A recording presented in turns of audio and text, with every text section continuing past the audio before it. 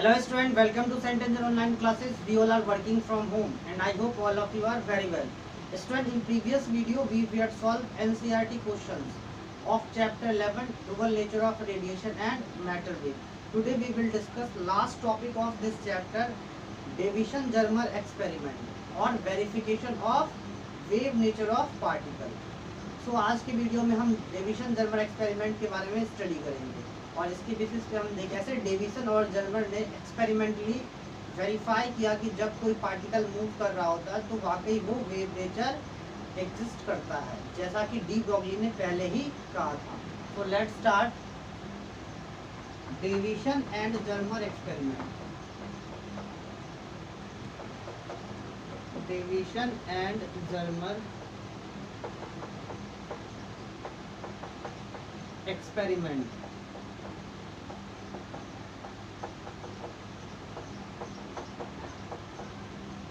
या फिर हम कहें verification of wave nature of particle. Verification of wave nature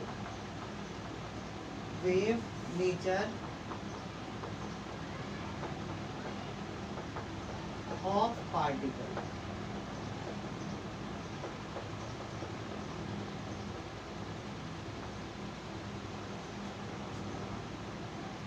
जैसा कि बच्चों हमने पिछले वीडियो में पढ़ा था कि डी ब्रॉगली ने एक हाइपोथेसिस दिया था कि अगर वेव पार्टिकल नेचर रख सकता है, जैसे कि लाइट के केस में होता है, तो पार्टिकल भी वेव नेचर रखता होगा। उन्होंने एक सिंपल हाइपोथेटिकल कंसेप्ट दिया था जिसका कोई एक्सपेरिमेंटल प्रूफ नहीं था और उस वेव को नाम दिया गया था मैटर वेव, जो किसी पार्टिकल के मोशन के कारण एसोसिएट होता हो।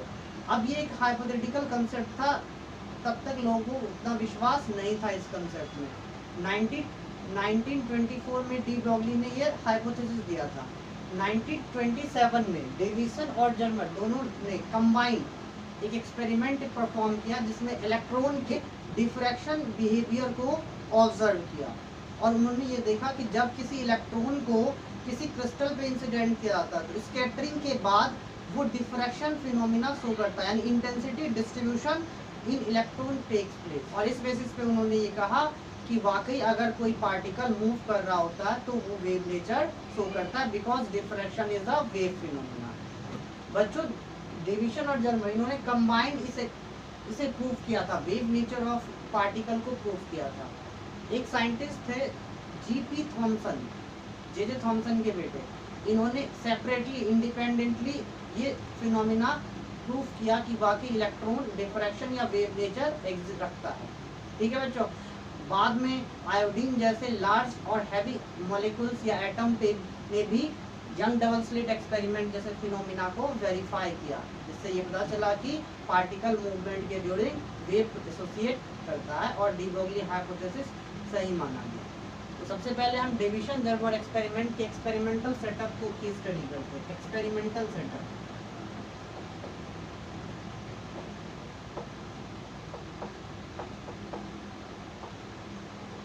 इससे पहले हम दो लाइन नोट कर लेते हैं। Davisson and Germer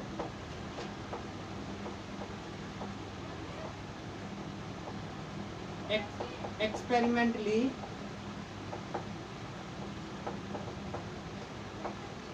verify the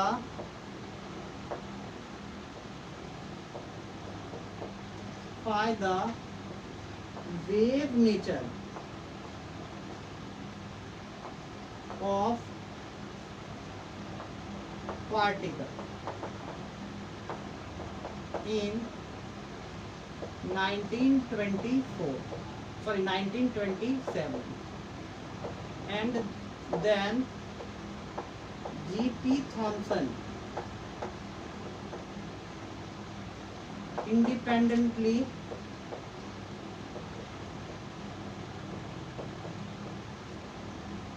verify wave nature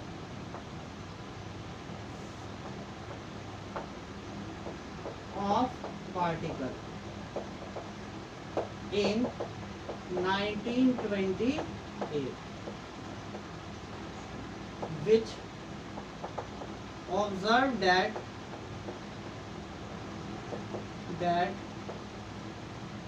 electron beam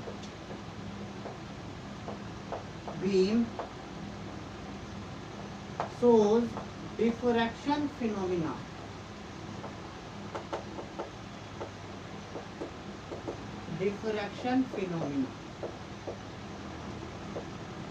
when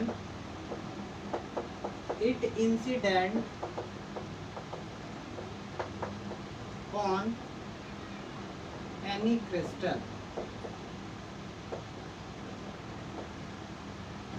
Now let's discuss about the experimental setup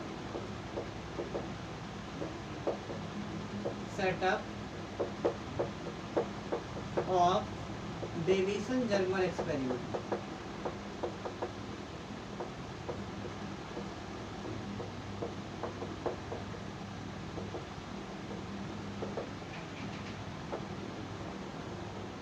ठीक है बच्चों,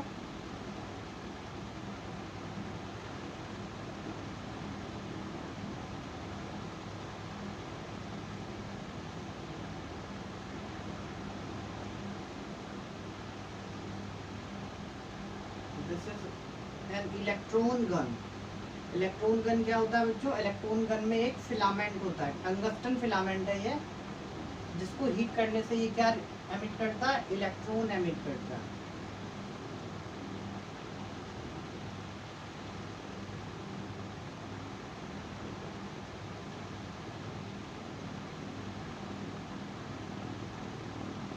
This is a low potential battery which is used to heat the tungsten filament. Low potential battery. ये क्या बच्चों? ये filament है, tungsten filament.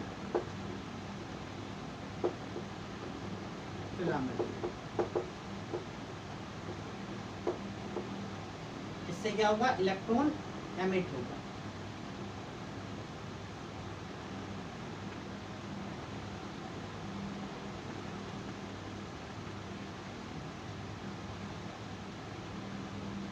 इसके पास में एक कोलीमीटर रख दिया गया इलेक्ट्रॉन गन के सामने।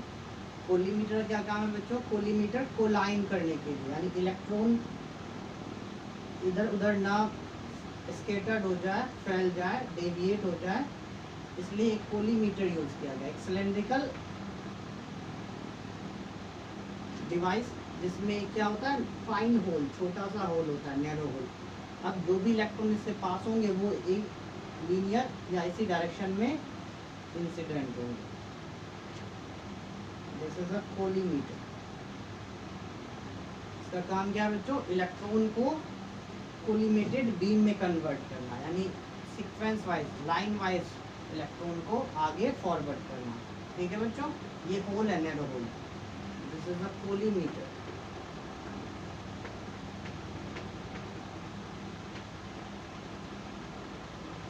इसके बाद बच्चों यहाँ एक निकिल क्रिस्टल रख दिया गया, टारगेट, जिसपे इलेक्ट्रॉन को इंसिडेंट करना है या इलेक्ट्रॉन बीम को इंसिडेंट करना है। This is a nickel crystal. आपने क्रिस्टल पढ़ा होगा बच्चों 11th क्लास में। क्रिस्टल में क्या होते हैं? बहुत से लेयर्स होते हैं, लैटिस जिसपे सिचुएटेड होता है।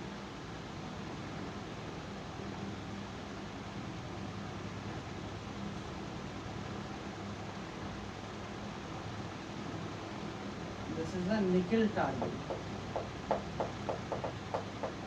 the nickel crystal। ये जो लाइन दिख रहा है बच्चों, ये होता है क्रिस्टलोग्राफिक एक्सिस। ये एक्सिस है क्रिस्टल का, इसे कहते हैं crystallographic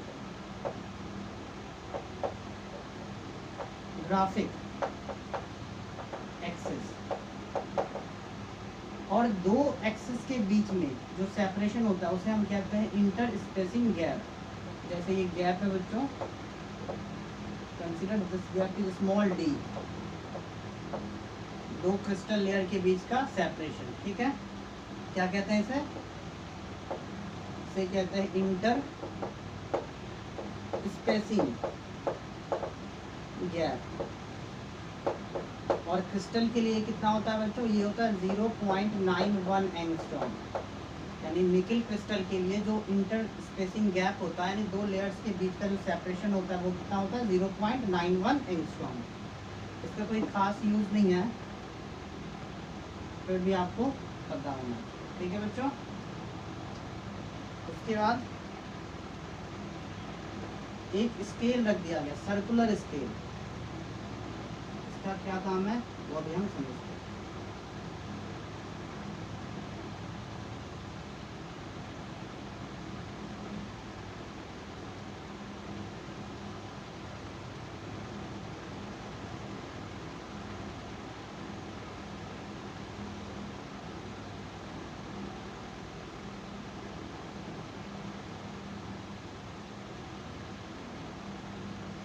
This is a circular scale.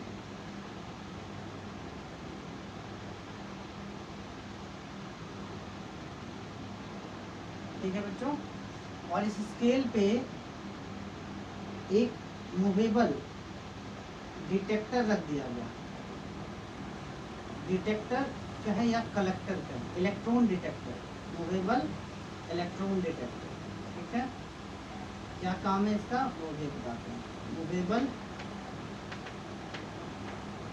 Electron detector, ऐसे सिंपल कलेक्टर कहा जाता है, ठीक है बच्चों। और ये डिटेक्टर किससे अटैच है? तो ये गैल्वेनोमीटर से अटैच है। डिटेक्टर गैल्वेनोमीटर से,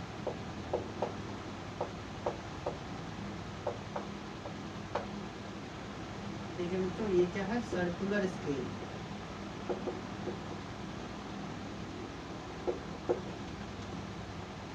सर्कुलर स्केल, ठीक है बच्चों। अब यहाँ एक हाई पोटेंशियल बैटरी अटैच कर दिया गया।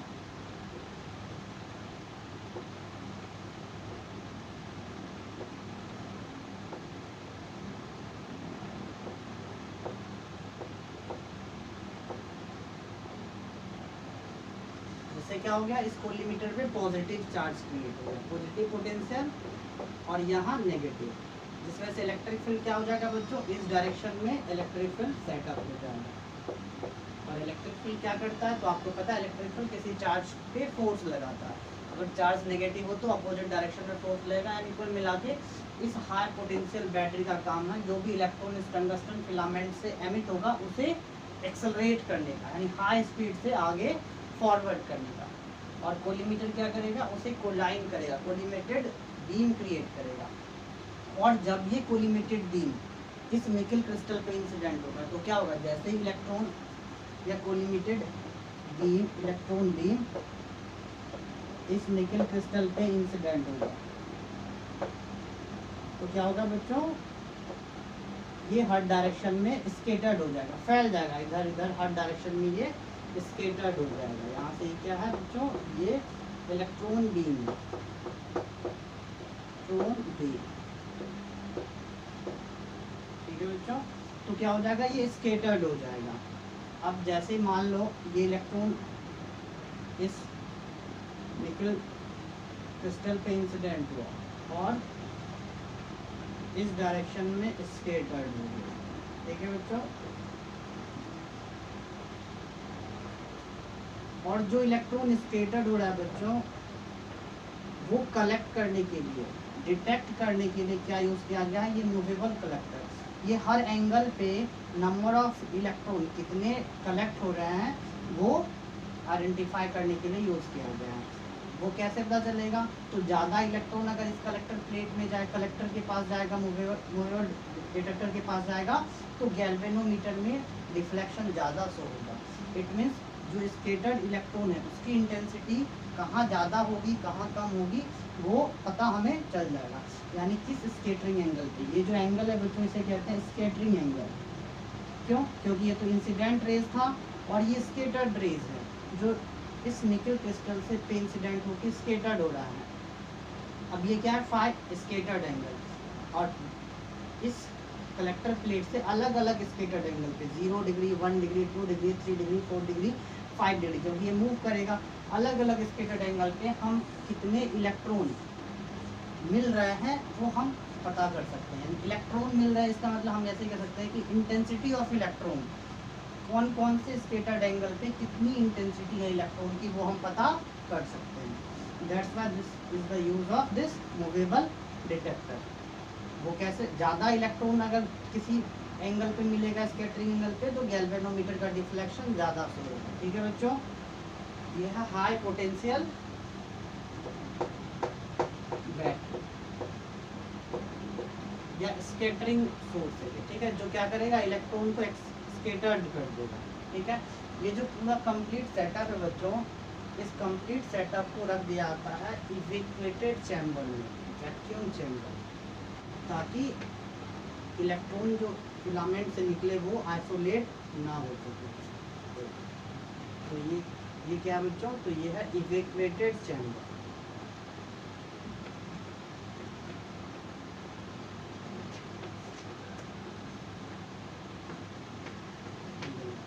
ठीक है बच्चों, तो ये है experimental setup of deviation and Germer experiment. एक बार हम इसे समझते हैं और हर पार्ट का, हर डिवाइस का यूज समझते हैं। तो सबसे पहले क्या होगा बच्चों कि लो पोटेंशियल बैटरी, ये इलेक्ट्रॉन गन है ना,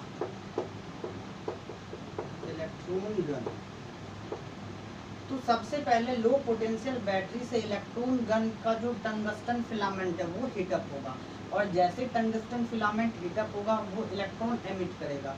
अब वो इलेक्ट्रॉन्स जो एमिट हो रहे हैं उसे एक्सलरेट करने के लिए हमने क्या किया, हाई पोटेंशियल सोर्स यहाँ अप्लाई कर दिया, जिसके कारण हाई इलेक्ट्रिक फील्ड प्रोड्यूस होगा और वो इलेक्ट्रिक फील्ड इन इलेक्ट्रॉन पे इस डायरेक्शन में फोर्स लगाएगा, जिससे क्या होगा, जो भी इलेक्ट्रॉन एमिट हो रहे हैं वो एक्सलरेट हो जाएंगे, हाई स्पीड से आगे मूव करेंगे। कोलीमीटर का काम क्या है बच्चों कि जो इलेक्ट्रॉन बीम या इलेक्ट्रॉन जनरेट हो रहा है उसे किसी पर्टिकुलर डायरेक्शन में कोलिमेट करने का यूज किया जाता है। ठीक है, अब जैसे ये इलेक्ट्रॉन बीम निकल क्रिस्टल पे इंसिडेंट हुआ, निकल क्रिस्टल पे इंसिडेंट होने के बाद ये इलेक्ट्रॉन क्या होंगे, हर डायरेक्शन में स्कैटर्ड हो जाएंगे। अब समझो बच्चों, मान लो बच्चों मैंने ये 10 चौक दीवार पे फेंका, अब जैसे ही मैं 10 चौक दीवार पे फेंकूंगा तो क्या होगा, चौक पार्टिकल है तो हर डायरेक्शन में जाएगा। सेम ऐसे ही अगर ये पार्टिकल है तो हर डायरेक्शन में इलेक्ट्रॉन जो होगा वो नंबर ऑफ इलेक्ट्रॉन सेम होना चाहिए। मान लो जैसे ही इलेक्ट्रॉन इंसिडेंट हुआ, इलेक्ट्रॉन के इंसिडेंट होने से 1000 इलेक्ट्रॉन इंसिडेंट किया मैंने, तो उससे क्या होगा कि हर कुछ इलेक्ट्रॉन 1 डिग्री पे स्कैटर्ड होंगे, कुछ इलेक्ट्रॉन 2 डिग्री पे होंगे, कुछ 3 डिग्री पे, कुछ 4 डिग्री पे, कुछ 5 डिग्री पे, अलग अलग एंगल ऑफ स्कैटरिंग पे अलग अलग इलेक्ट्रॉन स्कैटर्ड होंगे। लेकिन पार्टिकल है तो नंबर ऑफ इलेक्ट्रॉन जो होगा स्कैटर्ड हर डायरेक्शन में सेम होना चाहिए, पार्टिकल का यही तो नेचर होता है। सेम ऐसे ही एक्सपेरिमेंट चल रहा था, जैसे ही इन्होंने ये इलेक्ट्रॉन, कोलिमेटेड इलेक्ट्रॉन को निकल क्रिस्टल पे इंसिडेंट किया और मूवेबल डिटेक्टर के हेल्प से अलग अलग स्कैटर्ड एंगल पे कितने इलेक्ट्रॉन आ रहे हैं, स्कैटर्ड हो रहे हैं, वो नोट आउट किया। गैल्वेनोमीटर में जहाँ इलेक्ट्रॉन ज़्यादा आएंगे जिस एंगल पे, वहाँ क्या होगा, गैल्वेनोमीटर में डिफ्लेक्शन ज़्यादा हो जाएगा। It means deflection in galvanometer is directly proportional to intensity of scattered electron, scattered electron की इंटेंसिटी के डायरेक्टली प्रोपोर्शनल है। तो ये ऑब्जर्व किया गया कि अलग अलग स्कैटर्ड एंगल पे अलग अलग नंबर ऑफ इलेक्ट्रॉन स्कैटर्ड हो रहे हैं। किसी पर्टिकुलर स्कैटरिंग एंगल पे इंटेंसिटी बहुत कम है इलेक्ट्रॉन की, और किसी एंगल पे इंटेंसिटी बहुत ज़्यादा है, यानी किसी पर्टिकुलर एंगल पे बहुत ज़्यादा इलेक्ट्रॉन कलेक्ट हो रहा है और किसी एंगल पे बहुत कम इलेक्ट्रॉन कलेक्ट हो रहा है। इसका मतलब ये है बच्चों कि जैसे इलेक्ट्रॉन स्कैटर्ड होता है वो वेव कैरेक्टरिस्टिक एडॉप्ट कर लेता है, जिस वजह से इंटेंसिटी ऑफ इलेक्ट्रॉन किसी पर्टिकुलर पोजीशन में मैक्सिमम है तो किसी पर्टिकुलर पोजीशन पे मिनिमम है। और इस तरह से उन्होंने ये वेरीफाई किया कि इलेक्ट्रॉन डिफ्रैक्शन फिनोमिना, यानी जो मैक्सिमम मिनिमा फॉर्मेशन था डिफ्रैक्शन ऑफ लाइट में, सेम ऐसे ही इलेक्ट्रॉन में भी इंटेंसिटी और स्कैटरिंग एंगल के बीच का जो कर्व आया था बच्चों, वो मैक्सिमा मिनिमा टाइप का कर्व आया था। किसी स्कैटरिंग एंगल पे मैक्सिमम इंटेंसिटी था और किसी स्कैटरिंग एंगल पे मिनिमम इंटेंसिटी था। एक्चुअली बच्चों ये जो एक्सपेरिमेंट किया गया था वो 44 वोल्ट से 68 वोल्ट के बीच में किया गया। यानी पहले ही एक्सपेरिमेंट किया गया 44 वोल्ट पे, फिर 45 पे, 440, 56 पे, 57, 60, 62, 68 पे, अलग अलग पोटेंशियल पे और अलग अलग स्कैटरिंग एंगल पे। जैसे 45 पे 0 डिग्री स्कैटर्ड एंगल पे कितने इलेक्ट्रॉन मिले, 2 डिग्री पे कितने मिले, 20 डिग्री पे कितने मिले, 30 पे कितने मिले, ऐसे 45 पे 2 डिग्री पे कितने मिले, 3 डिग्री पे कितने मिले, 4 डिग्री पे कितने मिले, ऐसे 60 पे 2 डिग्री पे कितने मिले। तो अलग अलग ये ऑब्जर्व किया गया। जो सबसे सिग्निफिकेंट और सबसे बेस्ट रिजल्ट आया बच्चों वो आया एट पोटेंशियल 54 वोल्ट पे। यानी 54 वोल्ट पे जो स्केटर्ड एंगल और इंटेंसिटी के बीच में जो कर्व आया बच्चों, वो एक फाइन रिजल्ट दे रहा था, वो कुछ ना कुछ एक रिजल्ट दे रहा था जो डिफ्रैक्शन के फिनोमिना को शो कर रहा था। एक्चुअली बच्चों जब 54 या 55 पे इंटेंसिटी और स्केटर्ड एंगल पे ग्राफ खींचा गया, यानी यहाँ का पोटेंशियल 45 रखा, 44 रखा, मान लो 44 रखा, और फिर बहुत से इलेक्ट्रॉन बीम इंसिडेंट किए निकल पे, तो 1 डिग्री पे, 2 डिग्री पे, 3 डिग्री पे, 4 डिग्री पे, ऐसे ही। तो जो ग्राफ प्लॉट किया गया इंटेंसिटी ऑफ इलेक्ट्रॉन और फाई के बीच में, वो कुछ ग्राफ इस टाइप का आया। अब इस टाइप के ग्राफ से ज़्यादा ये ग्राफ सिग्निफिकेंट नहीं है कि मैक्सिमा कहाँ है, मिनिमा कहाँ है, क्या है, तो इससे कोई ज़्यादा कंक्लूजन नहीं निकला। फिर इन्होंने क्या किया, 45 से 46, 47, 48 पे किया। तो जब 48 पे ग्राफ प्लॉट किया तो थोड़ा इस टाइप का कर्व आया। तो ये कर्व भी अप्रोक्सीमेट सेम है, यहाँ भी नंबर ऑफ इलेक्ट्रॉन सेम है, इस एंगल पे भी, इस एंगल पे भी लगभग नंबर ऑफ इलेक्ट्रॉन सेम है, इस एंगल पे भी लगभग नंबर ऑफ इलेक्ट्रॉन सेम है। लेकिन जैसे ही 54 वोल्ट पोटेंशियल अप्लाई किया बच्चों, तो ग्राफ जो मिला वो एक सिग्निफिकेंट मैसेज शो कर रहा था। कैसा ग्राफ मिला, वो इस टाइप का ग्राफ मिला। अब इस टाइप के ग्राफ में ये दिख रहा था कि जब फाई की वैल्यू, एंगल ऑफ स्कैटरिंग, जब ये फाई की वैल्यू 50 डिग्री है तो उस कंडीशन में इंटेंसिटी बहुत ज़्यादा है, बहुत मैक्सिमम है। यानी 54 वोल्ट पे जो इंटेंसिटी और स्कैटरिंग एंगल के बीच में ग्राफ प्लॉट किया गया बच्चों, वो इस टाइप का ग्राफ मिला, जिससे क्लियरली पता चल रहा था कि intensity distribution of electron is just like a intensity distribution of light in diffraction. जैसे इंटेंसिटी वेव का इंटेंसिटी डिस्ट्रीब्यूशन होता है, वैसे ही इलेक्ट्रॉन का भी, स्कैटरिंग इलेक्ट्रॉन का भी इंटेंसिटी डिस्ट्रीब्यूट होता है। किसी पर्टिकुलर एंगल ऑफ स्कैटरिंग पे ज़्यादा इंटेंसिटी मिला और किसी पर्टिकुलर एंगल ऑफ स्कैटरिंग पे कम इंटेंसिटी मिला। और फाइनली जब इन्होंने इलेक्ट्रॉन के, स्कैटर्ड इलेक्ट्रॉन से प्रोड्यूस वेव का, मैटर वेव का वेवलेंथ कैलकुलेट किया बच्चों, जब डेविसन और जर्मर ने इस एक्सपेरिमेंट के थ्रू पता तो चल गया कि चलो इलेक्ट्रॉन डिफ्रैक्शन फिनोमिना शो कर रहा है, इंटेंसिटी का डिस्ट्रीब्यूशन हो रहा है, मैक्सिमम इंटेंसिटी किस एंगल पे हो रहा है, फाई इक्वल टू 50 डिग्री, यानी स्कैटर्ड एंगल 50 डिग्री और हाई पोटेंशियल या एक्सेलरेटेड पोटेंशियल 54 वोल्ट पे फाइन ग्राफ मिला। और उस ग्राफ में 50 डिग्री पे इंटेंसिटी ऑफ इलेक्ट्रॉन क्या था, मैक्सिमम था। अब इस कंक्लूजन के बेसिस पे जब उन्होंने इलेक्ट्रॉन के बीम से प्रोड्यूस होने वाले मैटर वेव का, क्योंकि इंटेंसिटी डिस्ट्रीब्यूट हो रहा था, तो इलेक्ट्रॉन सिंपल सी बात है, पार्टिकल नहीं, वेव का नेचर शो कर रहा था, यानी ऐसे वेव को मैटर वेव नाम दिया था डी ब्रॉगली ने। जब इन्होंने इलेक्ट्रॉन के लिए वेवलेंथ कैलकुलेट किया, मैटर वेव का वेवलेंथ कैलकुलेट किया, तो वो वेवलेंथ आया लगभग 0.165 नैनोमीटर। ठीक है बच्चों, तो जो एक्सपेरिमेंटली डेविसन और जर्मर ने इस एक्सपेरिमेंट से इलेक्ट्रॉन से प्रोड्यूस मैटर वेव का वेवलेंथ कैलकुलेट किया, कैसे कैलकुलेट किया वो आपके सिलेबस में नहीं है, मगर फिर भी मैं लास्ट में, इस टॉपिक के लास्ट में मैं समझाऊंगा। आपने 11th में ब्रेज इक्वेशन पढ़ा होगा एक्सरे डिफ्रैक्शन के लिए, तो उसके थ्रू इन्होंने प्रूव किया था, कैलकुलेट किया था। वो आपको नहीं जानना, आपके सिलेबस में है नहीं, लेकिन फिर मैं बता दूंगा आपको, ठीक है। तो जब एक्सपेरिमेंटली डेविसन और जर्मर ने इलेक्ट्रॉन से एसोसिएट होने वाले मैटर वेव का वेवलेंथ कैलकुलेट किया, तो 0.165 नैनोमीटर आया। और जब डी ब्रॉगली वेवलेंथ कैलकुलेट किया इलेक्ट्रॉन का, जो कि डी ब्रॉगली ने कहा था अगर किसी इलेक्ट्रॉन को वी पोटेंशियल से एक्सलेट किया तो क्या होगा wavelength 12.27 upon under root we.